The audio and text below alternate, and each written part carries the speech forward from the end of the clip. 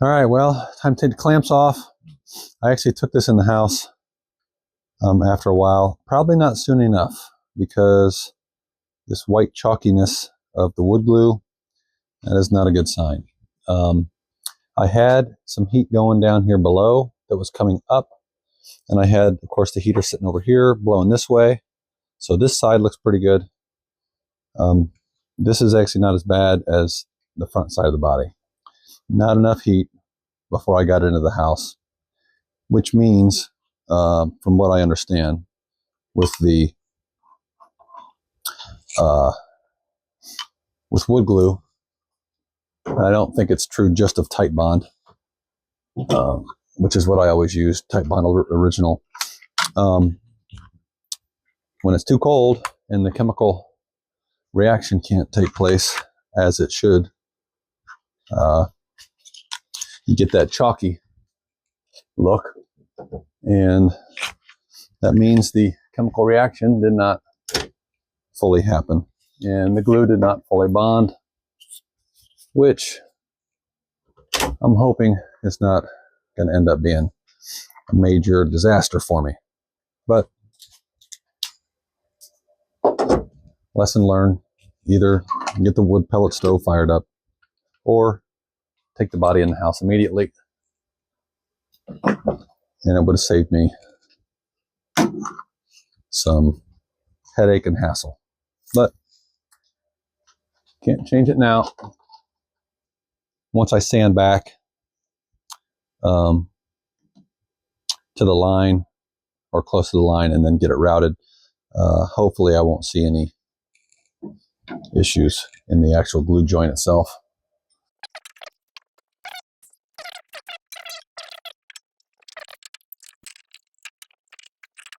Well, looks nice. Wow, is it light?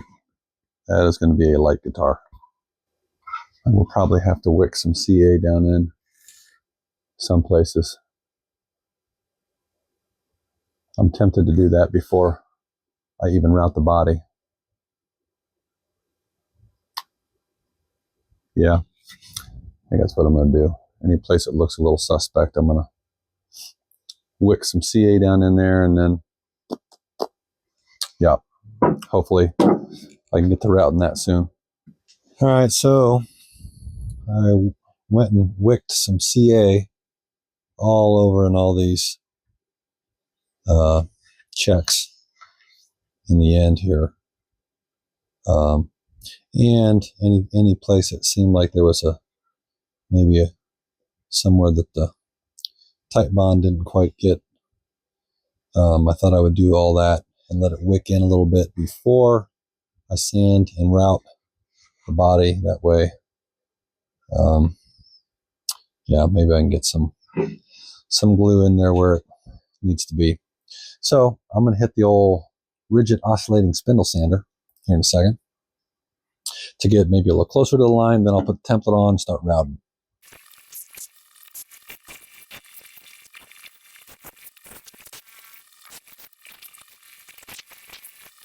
I just like getting as close to the line as I can, so I'm not having to route a whole lot. The more you route away with the router, the more likely you're going to get a chunk torn out, and that could ruin your day after all that work.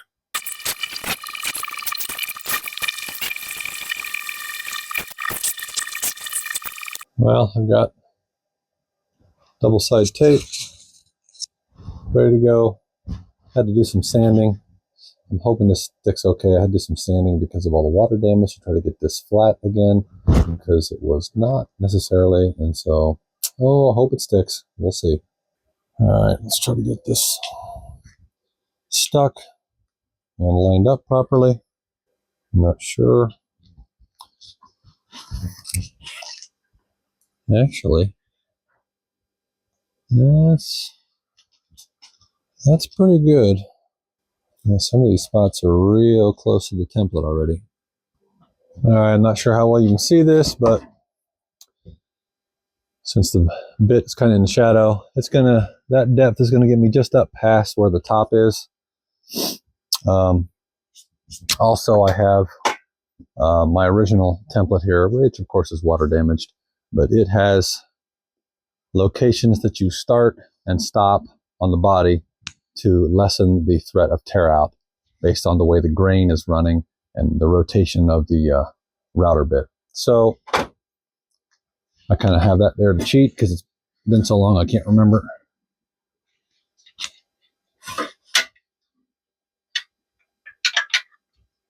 All right.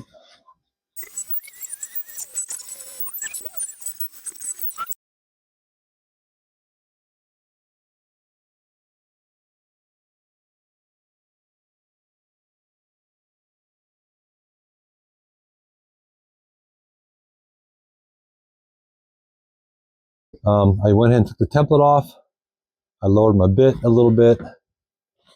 So the bearing is now going to ride along the maple top. I do not like the fact that I've got some wobble here.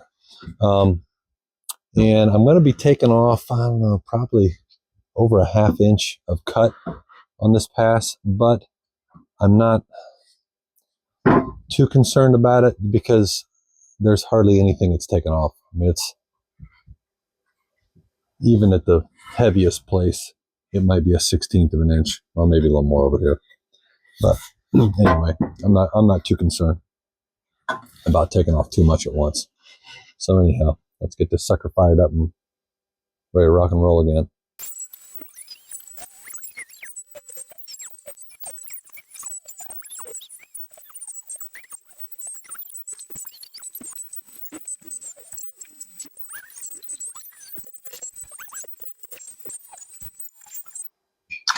All right, so we got about 3/4 of an inch left to route. So what I think I'll do, gotta raise this up. Let's see.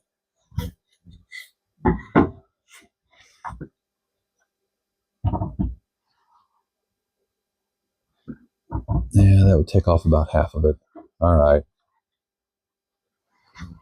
I'll do one more pass like this, then I'll flip it over for the final pass. All right, I flipped the bit around, or I should say I put a new bit in, top bearing, or bottom bearing, technically. And you don't have to have a router table to do this. You can do this with a handheld router. It's just, I feel like it's less issue for me like this than to tip. Sometimes I tip the router and make a mess, and yeah, so this to me is easier. So again, I have flipped it upside down, or in this case, right side up, so that now the bearing is riding on the part that's already been routed, and then that bottom is all we have left to cut. Oh, about 5/16, 3/8 of an inch, something like that.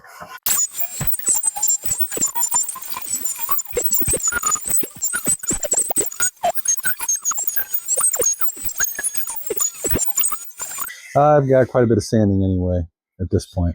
You got to get all the little lines from each pass all taken out. You got fuzzies from grain that you've hit and everything. I am going to go ahead and CA glue all of this stuff again before I sand the body, and hopefully that will take care of all of that before I sand it. So that's the routing done.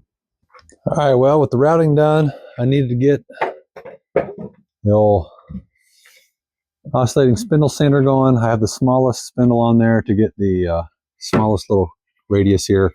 Once I get that sanded up, looking fairly decent, and this thing's about gone, so I'm hoping I can get that done with this little spindle. I'll switch out to a couple different spindles, get to the belt on there eventually, and yeah, hopefully we'll make this work.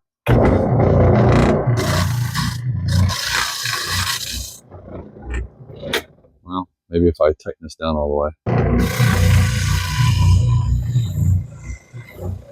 Yeah, that's going to take a little bit.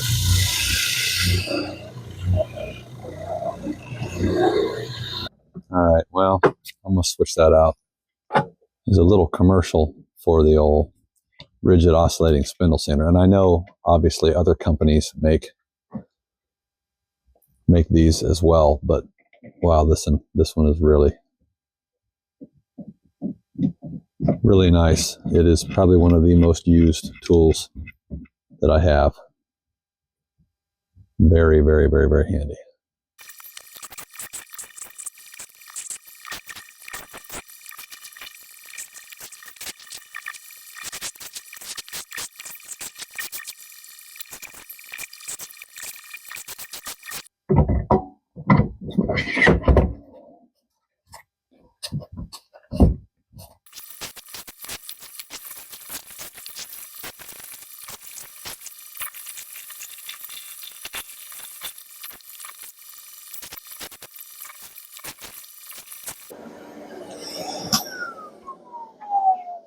All right, well,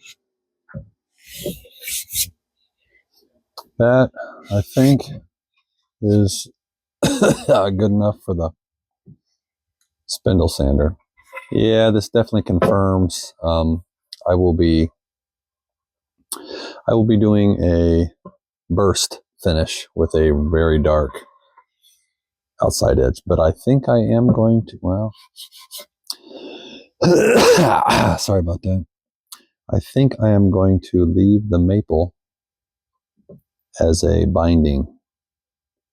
So burst, really dark, black, fading into the brown, into the root beer color, but I will tape the maple and leave it as a binding, and then chamfer the maple here to expose a white edge on the top as well, so it looks like it's been bound with maple.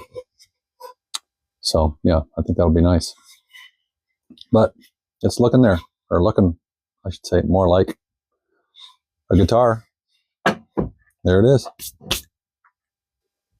Hey everybody. Thought I'd get out to the barn for a little bit tonight and do a little sawdust creation. And you can't really tell by the video and seeing my breath, but I have some heat. Went out and grabbed some kerosene finally and thought, hey, at least if I'm out there, maybe I won't be completely miserable. Did that. And then I came out, I did a little work. I kind of was surveying the situation I have out here, and it's not good. It's a little, I've got some issues. Things I did get done tonight. I went ahead and I hand sanded the perimeter of the body. Went down with 320. I've got a crap ton. I think that's the official measure. Crap ton of sandpaper. That's just one roll. I have a lot. When I redid my Thunderbird, I wasn't sure what all I'd need, so I got a lot. I've got discs, adhesive backed. I've got rolls, adhesive backed. So I broke that out, cleaned up I tell you, the sassafras is looking actually pretty good. If it weren't for all of the spider cracking there and the checking in the ends, I still want to do the burst. I still want to do the root beer burst, but I would consider not doing that if the sassafras wasn't so checked and cracked, like you can see there as well. Now, there's no gaps. That's all been filled with CA and tight bond. So, I mean, you can't feel anything there. So that'll all be covered with the black for the burst. But anyway, made some marks, laid some stuff out. Got my string spacing laid out. Got my pickup locations laid out, marked out. Got the neck pocket laid out. And I thought, well, maybe I'll go ahead and do some routing. And then I started digging through my templates. And I found some things not great. So I already knew that my original template was kind of in bad shape. That's very swollen there from water, both at the lower horn here and at the lower bow. So that's not good. I might be able to take care of that and get that to the point where I could make a new template from this, but I already have the 3/4 inch that I'm tapping right there that I used to route the body. So, and that one's good enough to use. It worked. So I'm probably fine with that. The issue is, if I can do this without dropping everything, the issue is this right here. This is my template, my master template for the pickup routes, neck pocket, control cavity. I won't be using a control cavity on this. This is gonna have a control access from the rear and just have the pots, the knobs sitting right on top of the top. So I'll have to make a new template for a new rear route cavity cover. But my master is destroyed. All of these areas, that very swollen, very swollen, very swollen. That's the worst place because that's where the router has to sit to route the neck pocket. Not good. It sticks up probably at least 1/8 of an inch right there. That is terribly swollen, as you can see from the side. Just terrible. Water damaged galore. So that is going to be a problem. The paper, I might be able to save the paper off of that and lay that on a new piece of MDF and cut the stuff out and sand it to the line. Template creation is a pain. This is the main neck template, neck pocket template. And when you look at it from this direction, then nothing really wrong with it. But when you look at it this way, it's a little bit of a problem. I don't know how well you're picking that up, but that's a lot of water damage there. There is no possible way this could be used. I got to figure something out. So I got to make a new neck pocket template before I can route the neck pocket, and I'll just wait to do the pickup cavities at the same time. So yeah, I was just kind of playing around out here, checking some stuff out, and that's what I found. Not necessarily great news. So anyway, hey, you like, oh, the light's behind me there. If you like what you see and you've been hanging out and watching some, go ahead and subscribe. Throw a like in there, leave a comment. Tell me you either love it or you hate it. I don't know. If you have maybe some ideas of what you'd like to see, you could, I guess, throw those in there. I don't know. I have kind of an idea of where I'm going, but maybe I will, maybe I won't. I don't know. Anyway,